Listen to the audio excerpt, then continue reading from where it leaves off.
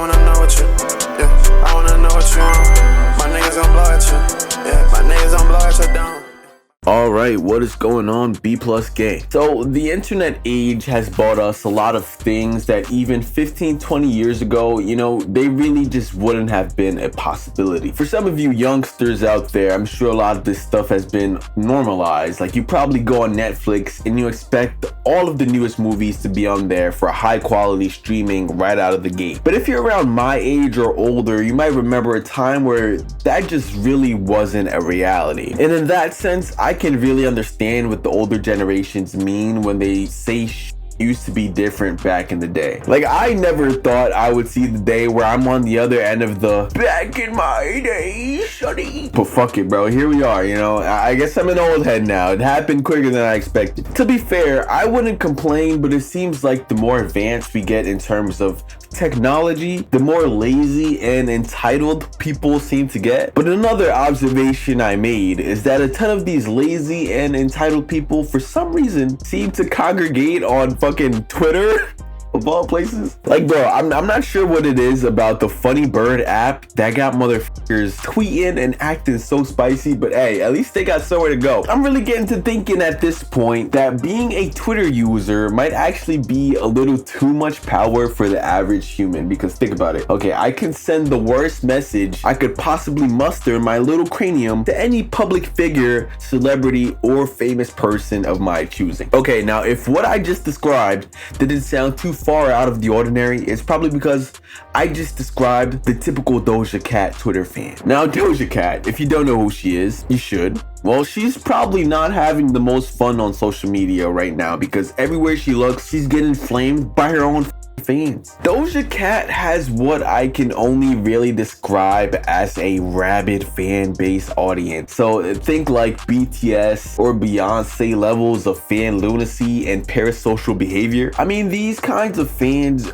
tend to dig into the deepest depths and investigate into every aspect of the artist's personal lives. It gets to the point where I think it's like, if you're a significant other to one of these people, you just might face an insane amount of public scrutiny and just downright straight up hatred, bro. And sadly for Doja Cat, this time around, I don't think she was exactly prepared for when her fans would peer into her most recent relationship. And so it goes like this. Doja Cat's new man is apparently a guy of shady character, and some women on Twitter were actually trying to inform Doja of their experiences with him. But Doja was not having it, and she started to block any fan that was tweeting her about this particular situation. So here we have this main girl, Soph, who basically kicked it off by saying, "Sorry Doja Cat for letting you know your man had abused and taken advantage of so many women. And let's not say how he was in mine and other minors at the time's DMs, but thank you for listening. It's not like I was also a huge fan of yours." And this goes along with the picture showing that she had actually been blocked by Doja Cat, presumably for either making this tweet about her man or retweeting a tweet that was about her man. I don't fucking know. So yeah, it gets pretty serious and pretty sticky, to say the least. I'm not exactly sure who this Jay Cyrus guy is and all that, but I just gotta say, Doja Cat,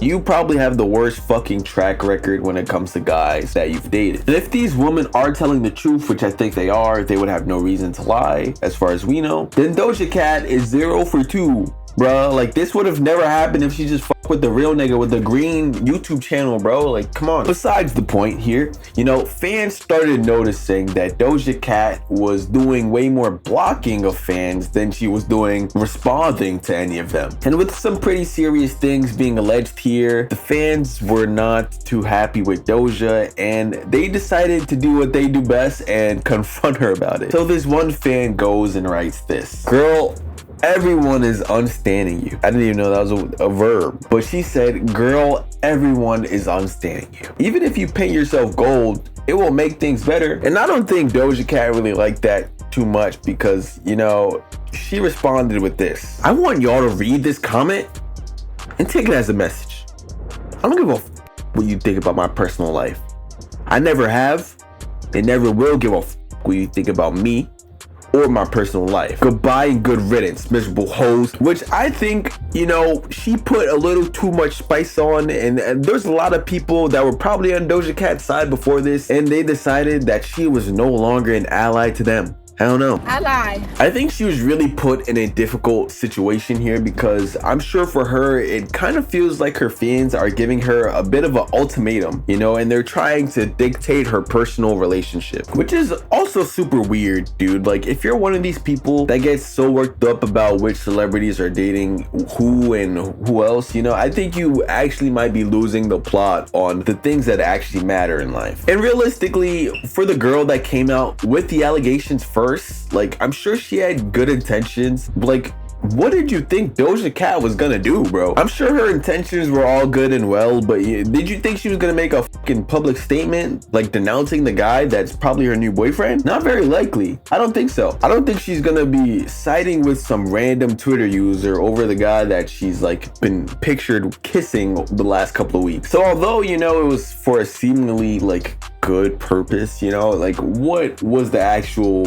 intentions of that first Twitter post? Because you're not going to change anybody's mind, especially not through a screen, and especially not when you're drawing a lot of public attention to it. As for Doja Cat, I think this disconnect with her fans would continue to get under her skin, because she would post a couple more provocative tweets directed at her so-called fans. In this thread, Doja starts off by saying, "My life, my rules, my attitude." To which a fan replies with, "I wouldn't hear you say, 'I do love you guys,' as usual you say to your fans."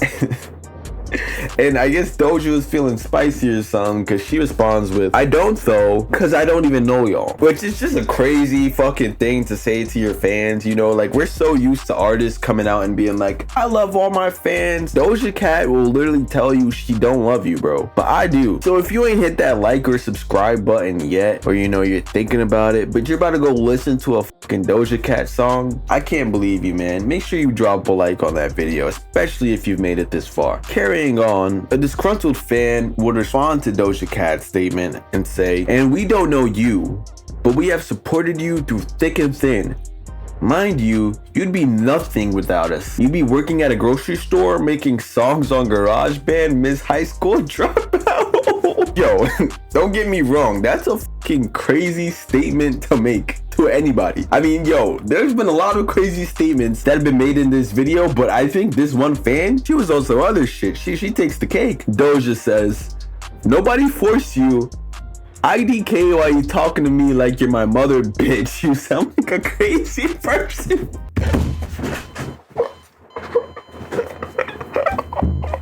Honestly, both sides are pretty heated here, and I can somewhat see both perspectives. On one hand, I think these kinds of mega fans of any artist really are like more likely to fall on the unhinged side of the coin. It's just like a basic scientific analysis at this point. If you identify yourself as a barb, a beehive member, it's just like, I'm already ready for you to be on some bullshit. Like, I expect a lot of you guys to be talking like the girl in that tweet, you know, whatever she said to Doja. Oh yeah, she goes, "Doja Cat, you would be nothing without me. Your broke ass would be working at McDonald's making me a fucking pancake McGriddle over a low simmer, you dumb."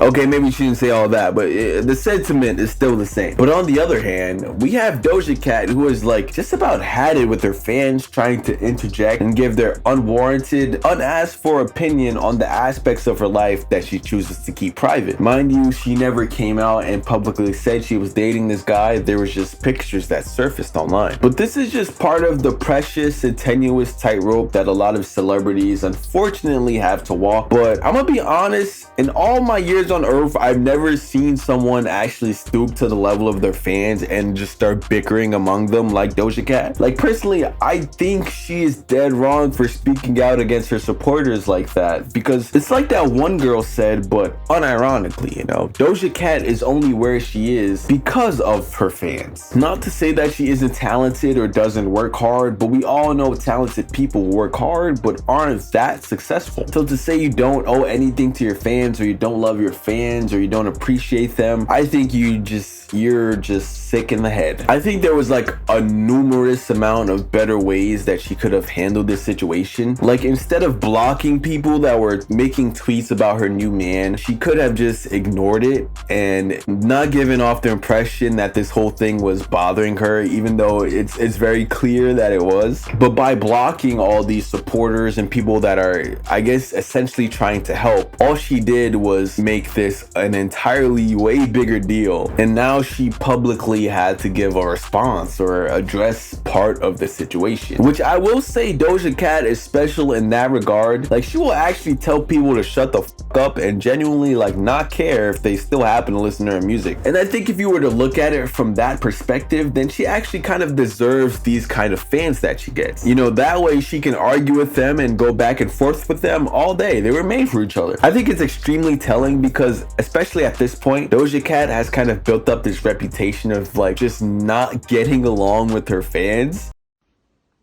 Stop being a faggot. Thank you. Especially if you remember the whole shit that went down in Paraguay, where there was a bunch of her fans that just got fed up with her at that time too. It's to the point where I think if you're a hardcore Doja fan, like you considered yourself a Kittenz before this moment, I just would have to assume that you have some sort of like self-degradation kink, because shawty is straight brutal. On a serious note though, I think the fans of these pop stars do err on the side of like borderline like snowflake Karen activity. So like a majority of them are just happen to be sensitive as shit, and all of that mixing with a parasocial relationship does not make for a good situation. Like, God forbid let someone talk down about Beyonce or Nicki Minaj and their respective fan bases will have a full-on emotional breakdown and like probably send threats to whoever the poor sap of the day is. So I think that Doja Cat just had enough of being held in this specific light where everything she would do would be held in the highest scrutiny, just like she's the leader of this cult and like she can do no wrong. Which, if you think about it, in a way, Doja is showing to her super fans that she's just like a regular person. She's not some public figure to be put on a pedestal or some goddess that will never do anything wrong. In a way, she's saying to her fans that they should have never put so much stock into believing she was above like a regular human, which I can't help but think is a way that a lot of artists actually feel deep down about their audiences. If you aren't aware about the concept of audience capture, I think Doja Cat was really trying to avoid that. But right or wrong in this situation, Doja made it clear that she will not let the opinions of her audience dictate what she does. And she will stick to that moral even if it means that all of her fans turn against her. And for what it's worth, I think that's kind of admirable. But anyways, let me know what you guys think down in those comments below. Is Doja Cat in the right or is she in the wrong with this one? I'll see you guys in the next episode.